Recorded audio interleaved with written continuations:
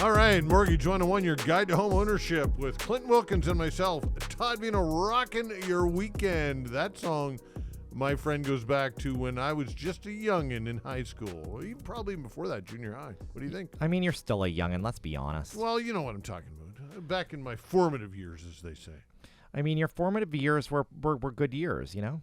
Yeah, I love it. maybe they weren't so good. You know, when I think about it, I think when we look at things through the vision or through the lens of being, I guess, I don't know, what's it, sentimental.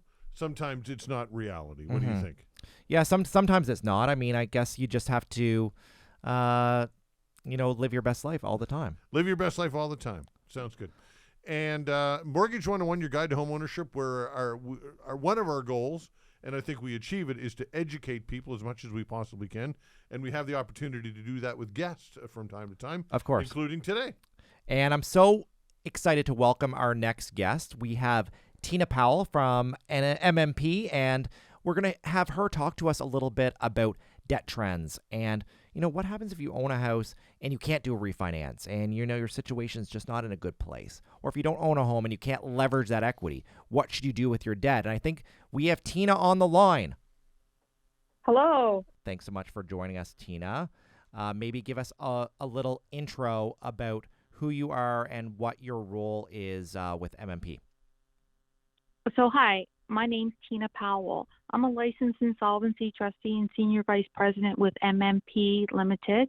I'm based out of the Dartmouth, Nova Scotia office, and we help individuals and businesses who are experiencing a financial crisis. Excellent. And, we always hear in the media, Todd, that Canadians are just so indebted. Tina, do you have any stats around, what that looks like? Well, sure. We know that Atlantic Canadians seem to be leading the pack in several of the statistics that the latest survey released. And mainly Atlantic Canadians are the most likely to regret the debt that they've taken on, with 70% concerned about their ability to repay their debt. Those are some pretty significant statistics. Yeah, definitely. Yeah, Tina, I guess the trend is as inflationary challenges like we've never seen, at least not in my lifetime. We've heard of interest rates, but I shouldn't say in my lifetime. I guess in the 80s, interest rates were sky high, but in for not very, very long time. So there's, I think, a bit of a perfect storm out there right now for people, I would think, that have been hit with a lot of these challenges. Oh, for sure. We see that with the holiday bills coming in and mortgage renewals on the horizon, the surge in cost of living, many are at a loss to be able to cope. They've basically taken all necessary measures they can and reduced discretionary spending in their budget. But for many, there's just simply no room for any further cuts. We're certainly seeing this with clients coming to see us every day, Tina. So many clients that are at renewal are wanting to do a refinance, maybe not just due to their indebtedness, just due to the amount of payments.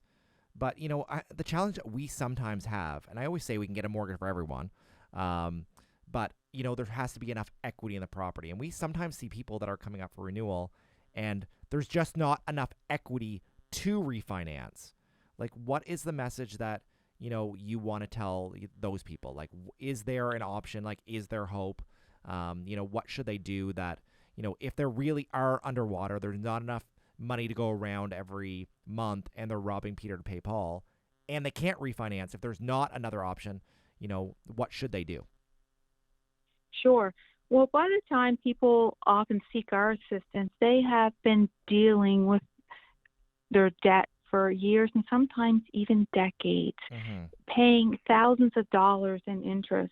Many of these individuals can benefit greatly from a conversation with a licensed insolvency trustee.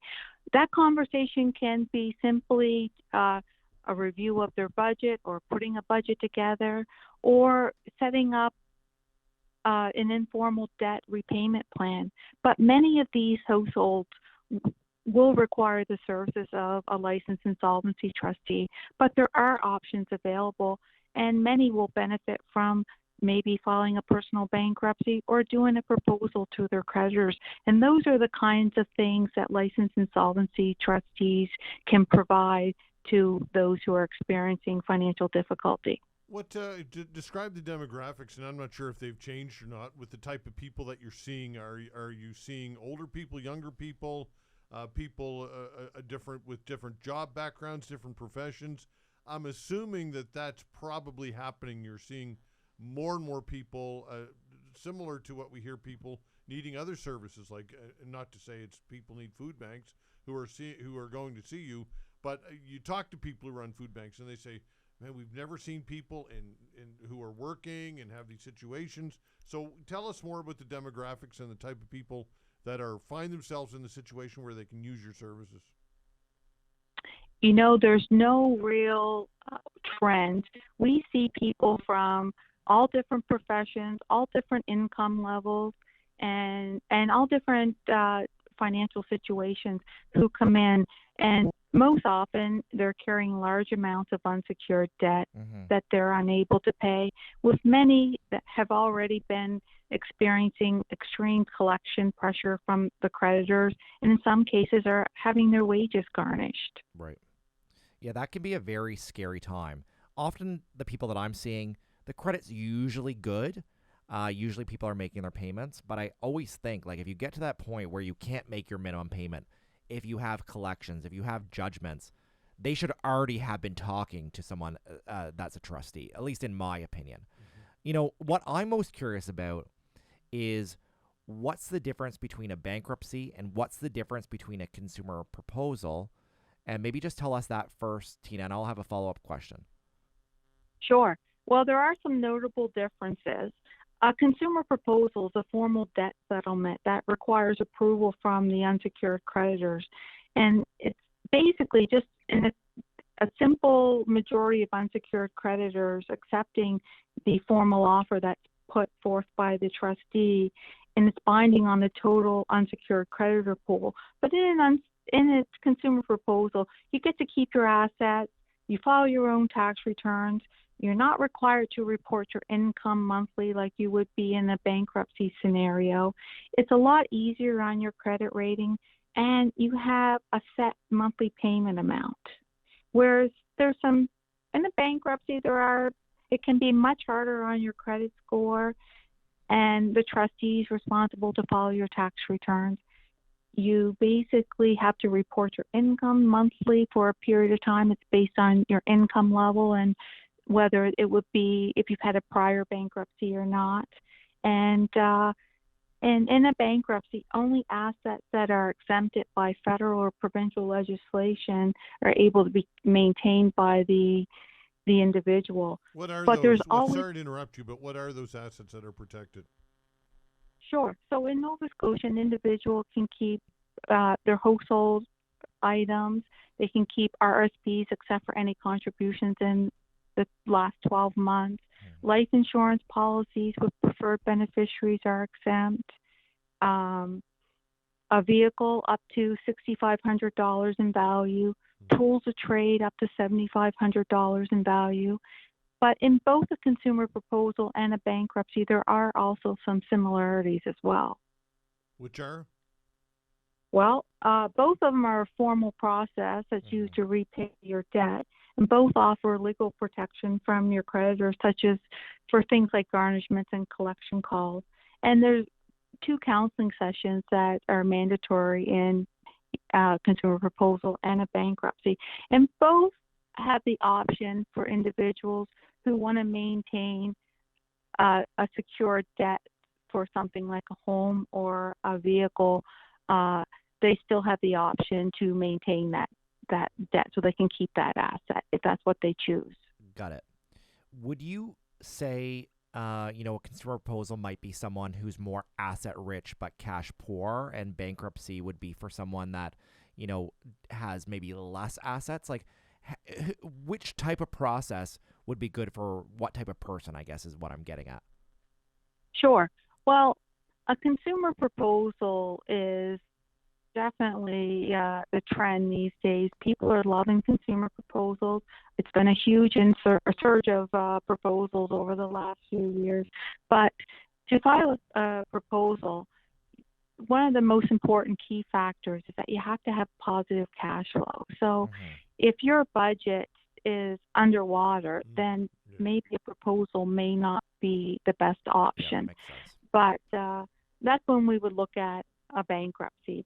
But in most cases, just working through a budget plan with these households and freeing up some of the debt payments will enable these individuals to be able to file a consumer proposal to avoid a bankruptcy. I read recently that the amount of bankruptcies across the country is up, and they're up also in Nova Scotia. Do you have any stats related to that, Tina? Like, are you seeing more customers now? Yes, we're definitely seeing an uptick in individuals needing our services. But year over year, that's based on the November 23rd data. Personal insolvencies are up 26.2% in Nova Scotia. So that's a pretty significant jump for sure. Mm-hmm.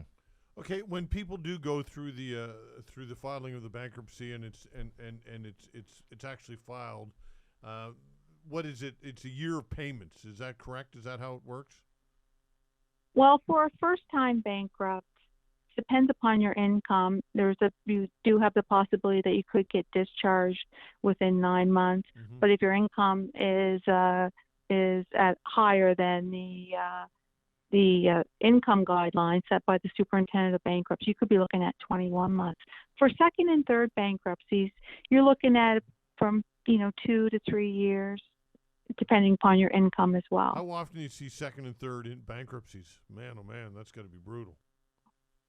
To be completely honest, we see a lot of multiple filings for individuals. You know what? That's not good news. I always say, do it once, get your situation cleaned up, and don't do it again. And I always say that, if you've been through a consumer proposal or if you've been through a bankruptcy, make sure you're making all your payments going forward and don't do it again. Obviously, we know life events happen. People lose their job, there's health issues, there's matrimonial breakdown, and I think you can probably confirm, Tina, if that's the main causes or not. But I would say don't do that again, obviously, if it can be avoided. Yeah, and I agree. You're totally right. You hit it right on the head on the nail, Clinton. Those are some of the main reasons. Now we're seeing a little bit of a trend towards the cost of living and the rising interest rates being some of the reasons that individuals are filing. But when we do have somebody that's come in that has maybe filed a previous bankruptcy, we really do our best to avoid a second filing of a bankruptcy and try to do a consumer proposal, which will, basically it's much easier on their credit rating. Of course. Okay, Tina, thank you so much. You've been a great guest. Good insight. Appreciate it. My pleasure. Thank you again for having me on. Okay. Thanks, Tina. Indeed. Yeah, lots of good information there, right? For sure.